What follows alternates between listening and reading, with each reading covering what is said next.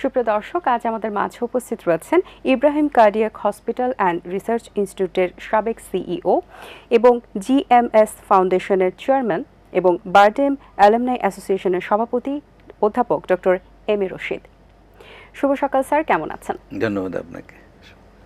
জি sir, আজ আপনি পেয়েছি, আমরা অবশ্যই কিছু ইম্পর্টেন্ট বিষয় নিয়ে কথা বলবো, কিন্তু শুরুতে একটু জানতে চাই যে স্যার, আমরা জানি যে নিভৃত নাটুয়াপাড়া থেকে আপনার জার্নিটা শুরু হয়েছিল এবং সেখান থেকে পুরো যে লং জার্নিটা আজ এই মুহূর্ত থেকে সবকিছু মিলিয়ে আপনার যে জার্নির শুরুর সময়টা কেমন স্ট্রাগল করেছেন, কেমন হয়েছে এবং সবার আসলে অনুপ্রেরণা কেমন ছিল, ছোট্ট করে একটু জানতে চাই। ধন্যবাদ। নাটুয়াপাড়া এটা হচ্ছে যশোর সদর উপজেলার একটা প্রত্যন্ত একটা অঞ্চল, যেখানে 1952 সালের 1 জুলাইতে আমার জন্ম হয়। আচ্ছা। এবং আমি 1967 সালে এসএসসি পাশ করি। এই গ্রামের থেকে যেহেতু আমরা আসছি, গ্রামেই আমার জন্ম এবং এটা প্রত্যন্ত গ্রাম, তো গ্রামকে কেন্দ্র করেই নিজের চিন্তা চেতনা এটা মানে পোষণ করতে থাকি এবং মনে মনে ভাবতে থাকি যে সৃষ্টিকর্তা যদি কখনো সুযোগ দেয় তাহলে এই গ্রামকে অন্ততপক্ষে শিক্ষা, স্বাস্থ্য বা যোগাযোগের দিক থেকে এটাকে একটা উন্নয়নের চেষ্টা করব। কারণ এগুলো করতে গেলে তো ধরেন অর্থের ব্যাপার লাগে, তারপরে যোগাযোগের ব্যাপার থাকে, কানেক্টিভিটির ব্যাপার থাকে। তো এগুলো যখন আল্লাহর ইচ্ছায় যখন এসএসসি পাস করলাম, মনে করলাম যে বোধহয় স্বপ্নটা বাস্তবায়ন হবে। তারপরে যখন ইন্টারমিডিয়েট করলাম তখনও মনে হচ্ছিল যে আমরা মনে হয় ওই দিকেই যাচ্ছি।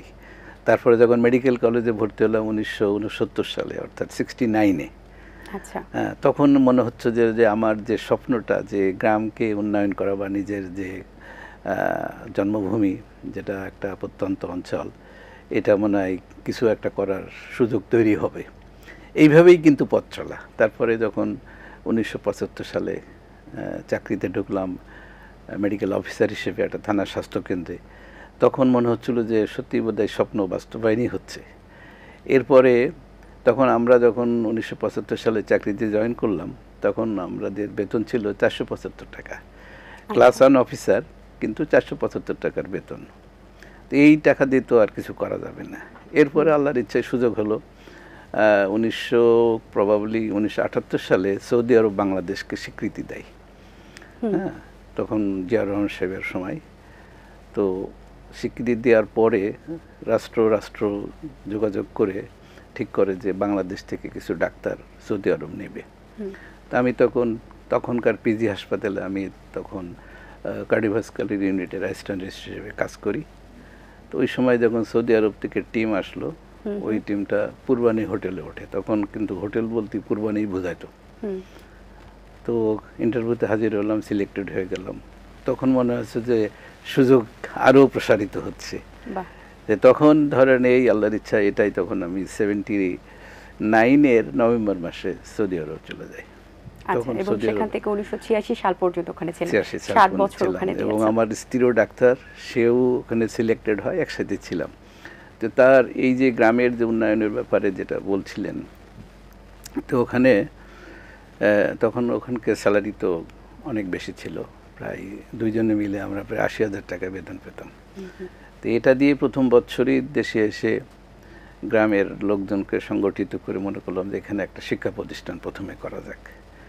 এটাকে ধরেন 1981 সালে আমরা এলাকার লোকজন সংগঠিত করি, ওখানে জায়গা জমি কিনে প্রথমে একটা হাই স্কুল শুরু করি, যেটা আমার পিতার নামে, Abdul Gafoor memorial high school 1981 সালে প্রতিষ্ঠিত হয়। সেটা এখন ধরেন যশোর বোর্ডের ভিতরে অন্যতম একটা শ্রেষ্ঠ মাধ্যমিক বিদ্যালয়। এখানে প্রায় 600-700 স্টুডেন্ট পড়ে, ছেলে মেয়ে মিলে। এখানে ধরেন প্রায় 55% মেয়েরাই, এবং মেয়েদের জন্য একটা শিক্ষার দারুণ একটা সুযোগ তৈরি হয়েছে। কারণ এই সমস্ত মেয়েগুলো তো ক্লাস 5 পড়ে বিয়ে শাদী হয়ে যেত, অল্প বয়সে বিয়ে হতো, মানে এখন তো ম্যারেজেবল এজও তো চেঞ্জ হয়ে গেছে। তো এখন এরা মানে এসএসসি পাস করছে, পাশেও একটা টেকনিক্যাল কলেজ করা হয়েছে, এটা আমার উদ্যোগে, আমার আরেকজনের নামে। তো সেখানেও তারা পড়াশুনো করে এখন ইউনিভার্সিটি পড়ছে বা তারা উপার্জন কমে হচ্ছে। একটা পরিবারের মা যখন শিক্ষিত হয়, তার পরিবারটাও আলোর দিকে ধাবিত হয়। তো এই যে পথ চলাটা, এটাই কিন্তু শুরুটা এইভাবেই হয়েছে। এখন ধরেন ওই গ্রাম এখন আর গ্রাম নেই, এখানে একটা শহরের মতন হয়ে গেছে। এখানে হাই স্কুল আছে, এর পাশেই আর একটা দাখিল মাদ্রাসা মেয়েদের জন্য আমার মায়ের নামে, মরিয়াম বিবি মহিলা দাখিল মাদ্রাসা। এর পাশে একটা টেকনিক্যাল কলেজ আছে, ঢাকা ইউনিভার্সিটি শিক্ষক ছিলেন উনি, doctor Roshan Ali college of science and technology. এটা কিন্তু সব একই জায়গায়। এবং এর পাশেই সমন্বিত প্রবীণ ও শিশু নিবাস। এটার একটা প্রেক্ষাপট আছে, যখন আমরা দেখলাম যে মানুষের গড় আয়ু যখন বেড়ে যাচ্ছে, আপনার ধরেন এখন মানুষের গড় আয়ু প্রায় 72 to 73, এখন প্রায় 73, 73 বছর। তো এই যে ধরেন মানুষ যখন বয়স হয়ে যাচ্ছে, প্লাস দেশের বা পৃথিবীর উন্নয়নের সাথে সাথে ছেলেমেয়েরা উচ্চশিক্ষিত হচ্ছে, হয়ে তারা ঘর থেকে দূরে চলে যাচ্ছে, শহরে যাচ্ছে, বিদেশে যাচ্ছে, দেশে চাকরির জন্য যাচ্ছে, মানে প্রবীণ পিতামাতারা তখন একা হয়ে যাচ্ছে। তো এটা আমি দীর্ঘদিন মেডিকেল প্রফেশনে আছে, আমি দেখলাম যে এই প্রবীণ পিতামাতাদের একটা অসহায়ত্ব অবস্থা, এটা খুবই একটা অসহায় অবস্থায়। যখন হাসপাতালে আসে দেখে কাজের লোক নিয়ে আসে, ড্রাইভার নিয়ে আসে, তাদের সাথে তাদের ছেলেমেয়ে নাই। ছেলেমেয়েরা যে বাপ মা দেখে না তা না, কিন্তু তারা সুযোগ পাচ্ছে না। তারা যেহেতু দেশের বাইরে আছে অথবা অন্য কোনো শহরে আছে, যার জন্যে বাপ মাকে তারা ওইভাবে টেক কেয়ার করতে পারছে না। হয়তো অর্থকড়িতে সহযোগিতা করছে, কিন্তু এটা চিন্তা করলাম যে এই যে প্রবীণ পিতামাতাদের মানসিক অবস্থাটা খুব দুর্বল। হয়তো আর্থিকভাবে সচ্ছল তারা, কিন্তু তারা কথা বলার লোক নেই, তাদের ওষুধটা যে কে খাওয়াই দেবে সেটার লোক নাই। আমি চিন্তা করলাম যে এরকম একটা প্রবীণ নিবাস করা যায় কিনা, যেখানে সচ্ছল লোকও থাকবে, অসচ্ছলও থাকবে, এবং প্রবীণদের সাথে বাচ্চাদেরকে আমি আনবো, যারা অবহেলিত বাচ্চারা আছে বা সচ্ছল বাচ্চা, বাবা মা দূরে থাকে বা বাবা মা দেখতে পারেন না, তাদেরকেও এখানে রাখা যেতে পারে। সেক্ষেত্রে একটা দাদা দাদি নাতি নাতনির সম্পর্কে প্রবীণ এবং শিশু মিলে একত্রিত একটা পরিবেশ করা যায় কিনা, এই প্রেক্ষাপটে আমি একটা প্রজেক্ট খাড়া করি। এবং আপনি জেনে হয়তো নাম শুনে থাকতে পারেন, আমার সেকেন্ড ডটার ও বাংলাদেশে ফেসবুকের কান্ট্রি ম্যানেজার ছিল, কান্ট্রি ডিরেক্টর ছিল, 3 বছর ছিল, 2020 থেকে 2023 সাল পর্যন্ত। তো সে সোশ্যাল ওয়ার্ক করে বা সে লেখাপড়া করছে বাইরে, আমেরিকাতে পড়াশোনা করছে, মাস্টার্স করছে আমেরিকায়। তো তার এই সমস্ত মানে সোশ্যাল অ্যাক্টিভিটিতে তার অনেক এক্সপোজার আছে। তো তার সাথে পরামর্শ করে আমরা একটা প্রজেক্ট লিখি আমাদের বাড়ি নামে। আমাদের বাড়ি সমন্বিত প্রবীণ ও শিশু নিবাস, মানে যে থাকবে সে ফিল করবে যেটা আমার নিজের বাড়ি। এটা কোনো এতিমখানাও না, এটা কোনো বৃদ্ধাশ্রমও না। মানে নামটাকে আমি ওইভাবে আনার চেষ্টা করছি যে এতিম বললে একটা মানুষ কিন্তু মানসিকভাবে দুর্বল হয়ে যায়। একটা প্রবীণ বলা আর বৃদ্ধ বলা কিন্তু এক জিনিস না। প্রবীণের ভিতরে একটা নামের একটা ক্যারিশমা আছে, আবার বাচ্চা বললে তাদের ভিতরে, শিশু বললে একরকম, আবার এতিম বললে একরকম। শব্দচয়নটা অনেক শব্দচয়নই যত, সেজন্য আমি নাম করলাম সমন্বিত প্রবীণ ও শিশু নিবাস আমাদের বাড়ি। এটা সরকারের কাছে এটা সাবমিট করি, সমাজ কল্যাণ মন্ত্রণালয়। এটা 22 কোটির একটা প্রজেক্ট ছিল, গভর্নমেন্ট অ্যাপ্রুভ করে। এবং এটা এখন ধরেন 2022 সাল থেকে এখন ওখানে প্রায় 60-65 জন লোক আছে, প্রবীণ শিশু মিলে একটা দারুণ একটা সুন্দর একটা পরিবেশে আছে। এবং বাংলাদেশের এটা একটা আইকনিক প্রজেক্ট, গ্রামীণ পর্যায়ে খুব সুন্দর একটা পরিবেশে সেখানে। তাহলে এখানে ছেলে মেয়েরা যেমন স্কুলে পড়তেছে, হাই স্কুলে যাচ্ছে, গার্লস স্কুলে পড়ছে, টেকনিক্যাল কলেজে যাচ্ছে, এবং যারা থাকার জায়গা নেই তারা ওই আমাদের বাড়িতে থাকছে। এটা অনেক বড় কমপ্লেক্স, এটা 6 বিঘা জায়গার উপরে। এখানে থাকার মতন প্রায় 200 লোকের অ্যাকোমোডেশন আছে, 100 প্রবীণ, 100 শিশু। এটা আপনার ওয়েবসাইটে গেলে পাবেন, আমাদের বাড়ির ওয়েবসাইটে, integrated old and children home. Facebook আছে বা ইউটিউবে গেলে আপনার অনেক তথ্য পাবেন এগুলো, যে মানুষ এটা দিয়ে এখানে যে শুধু থাকাটা না, একটা ওল্ড এজে mental health is very important. মানসিক যে একটা প্রশান্তি, যে কার সাথে কথা বলবো, কিভাবে চলবো, একটা মানে গল্প করলেও আনন্দ পাওয়া যায়। সেই গল্প লোকটা কোথায়? যারা ধরেন বাড়িতে একা একা আছে, গল্পের লোক তো নাই, কাজের মেয়ের সাথে কতক্ষণ গল্প বলবে, আর কী গল্প করবে? সে তো তার সাথে তার জেনারেশন গ্যাপ আছে। এই জন্য একই ধরনের একই মেন্টালিটির লোক যদি এক জায়গায় থাকে, তাহলে সুন্দর একটা পরিবেশে তারা দিন কাটাতে পারে। তো এই জন্যই আমাদের বাড়ি আমরা করেছি, এবং এটা এখন সাকসেসফুল প্রজেক্ট, বাংলাদেশের একটা আইকনিক প্রজেক্ট, বাংলাদেশ সরকারের সমাজ কল্যাণ মন্ত্রণালয়ের সহযোগিতায়। এখানে ধরুন 22 কোটি টাকার ভিতরে গভর্নমেন্ট আমাকে সাপোর্ট দিয়েছে, 80% সাপোর্ট দিয়েছে সরকার, আর 20% তাও প্রায় 5.5-6 কোটি টাকা এটা আমাদের পারিবারিক, মানে আমার ছেলে মেয়ে, আমার ভাতিজারা ডাক্তার, আমার মেয়েরা দিয়েছে, আমরা সবাই, আমার স্ত্রী ডাক্তার, সবাই মিলে আমাদের সারা জীবনের সঞ্চয়টা আমরা এই প্রজেক্টে।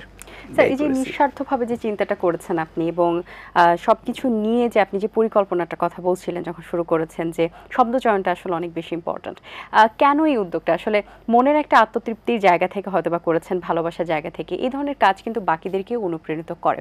তো সেই জায়গা থেকে আপনার কি মতামত? মানে আপনি ঠিকই বলেছেন, যেহেতু আমি প্রথমে বলেছি যে আমি একটা গ্রামীণ অঞ্চল থেকে এসেছি, তো আমি কষ্টটা আমি ফিল করেছি যে একটা মানুষ লেখাপড়া করতে গেলে কত কাদার মধ্যে 4-5 কিলোমিটার যেয়ে, তো এই যে একটা কষ্টটা আমি নিজে অনুভব করেছি এবং মনে করছি যদি এই কষ্টটাকে যদি লাঘব করতে হয় তাহলে এই যোগাযোগ ব্যবস্থা শিক্ষা প্রতিষ্ঠান করার দরকার। তো এইটাই, এই টার্গেটটাকেই মানে এই পরিকল্পনাটা মাথায় নিয়েই কিন্তু আমার আগানো, এবং এটাতে আমার ছেলেমেয়েরা, আমার পরিবারের সবাই সহযোগিতা করছে। বিশেষ করে স্ত্রী যদি সহযোগিতা না করে আপনি কোনো কিছুই করতে পারবেন না। আর স্ত্রী করবে অথবা স্বামী করবে। হ্যাঁ, যদি কোনো মেয়ে কিছু করতে চায় তার স্বামী তাকে সহায়তা করবে, আর যদি কোনো পুরুষ করতে চায় তার স্ত্রী তাকে সহযোগিতা করবে, তার ফ্যামিলি তাকে সহযোগিতা করবে। সাপোর্ট ছাড়াতে সম্ভব না। তো এটা, এই সহযোগিতা আমরা আমার পরিবারের কাছ থেকে, আমার স্ত্রীর কাছ থেকে পেয়েছি বলে এটা করা সম্ভব হয়েছে।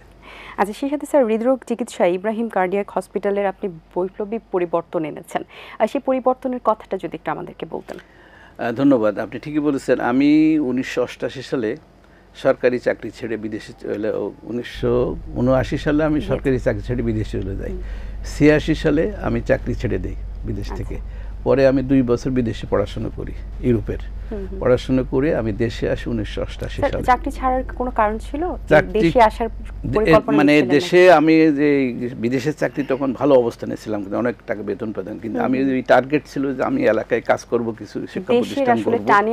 এটা আমি বললাম যে ওই চিন্তা থেকে আমি বিদেশে যাওয়ার কারণ এটা, যে কিছু অর্থের সংস্থান করা, অর্থ জোগাড় দিয়ে তারপরে এসে এই কাজগুলো করব। কখনো ইচ্ছে ছিল না যে ওখানে সেটেল হবে? না, কখনো চিন্তা করি না, কারণ আমি অনেক সুযোগ পেয়েছিলাম আমেরিকাতে। আমার তখন ভিসা ছিল, আমি আমেরিকাতে অনেক সুযোগ, আমার বন্ধু বান্ধব অনেকে সেটেল করছে, এবং অনেকে বলছে তুমি কি বোকা নাকি, তুমি দেশে আর ভাই কি করবা, তুমি ওখানে ভালো আছো। আমি বলছি না, আমি যে টার্গেট করছি এটা একটা চ্যালেঞ্জ হিসেবে নিছি। বললাম 1981 সালে যখন আমি স্কুলটা করলাম তখন মনে হলো যে স্কুলটা যদি আমি না থাকি তাহলে তো ধ্বংস হয়ে যাবে, কাজ ঠিক মতন করতে পারবেন না। তো এই সমস্ত কারণেই আমি কিন্তু দেশে প্রত্যাবর্তন করি, এবং 1988 সালে আমি দেশে এসে 8-10 মাস মতন আমি হৃদরোগ ইনস্টিটিউটে একটা অবৈতনিক কার্ডিওলজিস্ট হিসেবে কাজ করি। তারপরে আমি 1988 সালে বারডেমে যোগদান করি। বারডেমে তখন কার্ডিওলজি বিভাগ কেবলই শুরু হচ্ছে। আমার সাথে আরেকজন আমার কালিগ ছিল, আমরা দুইজন একসাথে ডিপার্টমেন্টটা গড়ি, এবং 2007 সাল পর্যন্ত আমি ওই ডিপার্টমেন্টে কার্ডিওলজির ওখানে আমি অ্যাসোসিয়েট প্রফেসর হিসেবে ছিলাম, এবং তখন ডিপার্টমেন্ট অনেক বড় হয়ে গেছে। তারপরে ইব্রাহিম কার্ডিয়াকটা তখন নামকরণ, প্রথম দিকে এই সেন্টারটা অন্য নাম ছিল, পরে ইব্রাহিম কার্ডিয়াকে জয়েন করি 2007 সালে। ইব্রাহিম কার্ডিয়াকের অবস্থা কিন্তু এখন যত সুন্দর, মানে সুন্দর পরিবেশ, সুন্দর সুনাম আছে, তখন কিন্তু একটা ওরকম ছিল না। তো আমি ইনফ্যাক্ট আমি যখন ইব্রাহিম কার্ডিয়াকে যোগদান করি 2007 সালের 3 এপ্রিল, তখন হয়তো দেখা যাচ্ছে যে বেড সংখ্যা মাত্র 62 বেড ছিল, 62 বেড ছিল। অনেক দায় দেনার ভিতর থেকে আমি দায়িত্ব নেই। তারপরে এখন ইব্রাহিম কার্ডিয়াক প্রায় 200 বেডের হসপিটাল, বাংলাদেশের অন্যতম শ্রেষ্ঠ এবং একটা বিজি সেন্টার, একটা ভেরি বিজি সেন্টার, যেখানে প্রতিদিন 50-এর উপরে অ্যানজিওগ্রাম হয়, তার ভিতরে প্রায় 40টে অ্যানজিওপ্লাস্টি হয়, 4টি করে সার্জারি হয়, বাচ্চাদের সার্জারি হচ্ছে জন্মগত হৃদরোগের, এর সাথে ভাস্কুলার সার্ভিস, মানে যারা ভাস্কুলার ডিজিজ শুনছেন, মানুষের পা পচে যায়, হাত হয়, রক্ত চলাচলের অসুবিধা হয়, এই ভাস্কুলার সার্জারি চালু হয়েছে, নিউরো সার্জারি চালু হয়েছে, মানে যেগুলো ভাস্কুলার ডিজিজ রিলেটেড, এটা একদম সম্পূর্ণ বাংলাদেশে এখন ইব্রাহিম কার্ডিয়াকে মানে একটা সফলতার সাথে হচ্ছে, এবং এটা একটা আইকনিক, বাংলাদেশে বলা যায় যে হৃদরোগ সেবায় একটা উল্লেখযোগ্য ভূমিকা রাখছে, এবং এর ফলে দেশের চিকিৎসা দেশে পাচ্ছে, এবং বিদেশে যে যাওয়াটা বন্ধ হয়ে গেছে, যে প্রচুর পরিমাণ বৈদেশিক মুদ্রা বাইরে চলে যেত, সেটা বন্ধ হয়ে গেছে। আপনি দেখেন যে এই যে 5ই আগস্টের পরে, এই যে ছাত্র জনতার বিপ্লবের পরে পার্শ্ববর্তী দেশে যাওয়া লোক বন্ধ হয়ে গেছে, তাহলে এই লোকের চিকিৎসা পাচ্ছে কীভাবে? তো এখন এই যে এটাও আমরা একটা পরিকল্পনা জেনে নিলাম যে এখন যেহেতু বাইরে যাওয়া বন্ধ হয়ে গেছে, তাহলে আমাদের সক্ষমতা বাড়ানোর দরকার, আমাদের ম্যান পাওয়ার বাড়ানোর দরকার, আমাদের ফ্যাসিলিটি বাড়ানোর দরকার এই লোকগুলোকে অ্যাকোমোডেট করার জন্য। যে দেশের তাদেরকে ধরে রাখতে গেলে তো একটা ভালো সার্ভিস দিতে হবে। এটাও আমরা চিন্তা করে এটাকে আমরা আরও বিস্তৃত করেছি, আরও পরিসরে, আরও সার্ভিসের কোয়ালিটি আরও বাড়িয়েছি। তো এটাও একটা আমাদের একটা চ্যালেঞ্জ। এবং এখন ইব্রাহিম কার্ডিয়াক আপনি দেখবেন যে এটা একটা মানে আলহামদুলিল্লাহ এটা একটা বাংলাদেশের একটা উল্লেখযোগ্য বাংলাদেশ ডায়াবেটিক সমিতির প্রতিষ্ঠান। এটার আপনারা জানেন যে জাতীয় অধ্যাপক একে আজাদ খান উনি এটা সভাপতি, ওনার দিক নির্দেশনায় এবং এখানে একটা কম্পিটেন্ট বোর্ড অফ অথরিটি আছে, বোর্ড অফ ম্যানেজমেন্ট আছে। এখানে আমাদের বোর্ডের ম্যানেজমেন্টে যিনি আছেন এখন প্রফেসর মাহমুদুর রহমান, উনি একজন ফিলান্থ্রপিস্ট, আর প্রফেসর আজাদ খান তো একজন নামকরা জাতীয় অধ্যাপক, উনি স্বাধীনতা পদক পেয়েছে সমাজসেবায়। এবং এই প্রতিষ্ঠানের প্রধানও জাতীয় অধ্যাপক ডক্টর মোহাম্মদ ইব্রাহিম, উনিও জাতীয় অধ্যাপক ছিলেন এবং উনিও স্বাধীনতা পদক পেয়েছেন, প্রতিষ্ঠান পেয়েছেন, উনি নিজেও পেয়েছেন। অর্থাৎ এই প্রতিষ্ঠানটা একটা এখানে একটা সমাজসেবা করার মতন বা মানুষের সেবা করার মতন একটা উল্লেখযোগ্য একটা প্রতিষ্ঠান। আর এই প্রতিষ্ঠানে যোগদান করার পরে আমি আরও সমাজসেবায় কাজ করার জন্য আরও উৎসাহিত হয়েছি, আরও নিজের মাইন্ডকে আরও সেট করতে পেরেছি, কারণ আমার মানে চিন্তার চেতনার সাথে এই প্রতিষ্ঠানের অ্যাক্টিভিটিগুলোকে মিলে যায়, যার জন্য এটা আমি করা আমার পক্ষে সম্ভব হয়েছে। আচ্ছা, সেই সাথে যে হার্ট ফাউন্ডেশনের যে সভাপতি আছেন যশোরে, আপনি সেখানে আসলে কেমন চলছে এবং ফাউন্ডেশন মানুষকে দ্রুত যে হৃদরোগের চিকিৎসা দেওয়ার যে ব্যবস্থা, সেই পরিকল্পনা কেমন করছে? সত্যি করতে এটাও একটা চিন্তা। যশোর হার্ট ফাউন্ডেশন আমরা রিসেন্টলি এই বছরই আমরা মানে আমাদের এখনও ওই বিস্তৃত পরিসরে আমরা কাজ শুরু করতে পারিনি। এখন আমরা মানে অ্যাওয়ারনেস প্রোগ্রামগুলো বেশি করছি, জনসচেতন। কারণ হার্ট ডিজিজ আপনি জানেন যে পৃথিবীতে যত মৃত্যু হয় তার প্রায় 1/3 মৃত্যু হৃদরোগে বা কার্ডিওভাস্কুলার ডিজিজে হয়। অর্থাৎ 33% যত মৃত্যু হয় তার 33% মৃত্যু হয় কার্ডিওভাস্কুলার ডিজিজে। এর ভিতরে আবার 70 to 80% মৃত্যু হয় হার্টের করোনারি আর্টারি জনিত কারণে। অর্থাৎ আর্টারি যে ব্লক হয়ে যায়, মানে হার্ট ব্লক হয়ে যায়, শোনেন, এই ব্লকের কারণে তাদের 70 to 80%। এবং এই যে যশোরে হার্ট ফাউন্ডেশন করা হয়েছে, যশোর একটা ভৌগোলিক দিক থেকে খুব ইম্পর্ট্যান্ট একটা জায়গা। এখানে আর্থসামাজিক অবস্থা অন্যান্য জেলার চেয়ে অনেক উন্নত, যোগাযোগ ব্যবস্থা ভালো এবং প্রচুর লোক যশোর হয়ে ইন্ডিয়াতে চলে যায়, ভারতে চলে যায় চিকিৎসার জন্য। তা আমরা যশোর থেকে টার্গেট করা হয়েছে, যশোরে যদি আমরা ভালো উন্নত কার্ডিওভাস্কুলার সেবা দিতে পারি তাহলে আমরা দেশের যেমন আর্থসামাজিক উন্নয়ন হবে, দেশের লোক দেশে চিকিৎসা পাবে, দেশের বৈদেশিক মুদ্রাও দেশেই থাকবে। এই চিন্তা করে মানুষের স্বাস্থ্যসেবাটাকে আরও রিজনাল করার জন্যে এবং তাদের জেলাভিত্তিক করার জন্যে আমরা এই যশোর হার্ট ফাউন্ডেশনের উদ্যোগ নিয়েছি এবং এটা আমরা সরকার থেকে এখানে অনেক জায়গা আমরা পাওয়ার প্রক্রিয়া আছে এবং ইনশাআল্লাহ আমরা এখানে একটা বড় প্রজেক্ট করবো। 250 বেডের একটা হসপিটাল করার পরিকল্পনা আছে, কার্ডিওভাস্কুলার একদম মডার্ন একটা সিনে, যেখানে অ্যানজিওগ্রাম, অ্যানজিওপ্লাস্টি, সার্জারি এগুলো সবই হবে। আমরা শুরু করেছি আর কি। বাহ, চমৎকার একটি উদ্যোগ স্যার। স্যার, আপনাকে অসংখ্য ধন্যবাদ। অনেক কিছু জানতে পারলাম আপনার কাজ সম্পর্কে, অসাধারণ কিছু পরিকল্পনা নিয়ে শুরু করেছিলেন এবং সেটা বাস্তবায়িত হয়েছে। অনেক শুভকামনা রইল স্যার, ভালো থাকবেন সবসময়। ধন্যবাদ আপনাকে। দর্শক, আশা করছি আজকের আয়োজন আপনাদের ভালো লেগেছে। আজ এই পর্যন্তই, দেখা হবে আগামী পর্বে নতুন কারোর সঙ্গে। সেই পর্যন্ত ভালো থাকুন, সুস্থ থাকুন এবং এটেন বাংলার সাথেই থাকুন। আল্লাহ হাফেজ। দিন আসে দিন যায়, সময়টা চলে যায়, তবু আছি এই বেশে ভালো। জীবনটা রঙময়, যেভাবেই হওয়া চাই, নয় কবু সাদা কালো। এই আশাতে স্বপ্ন ভাসে, সুখ হাসে চোখে মুখে, চায়ের চুমুকে।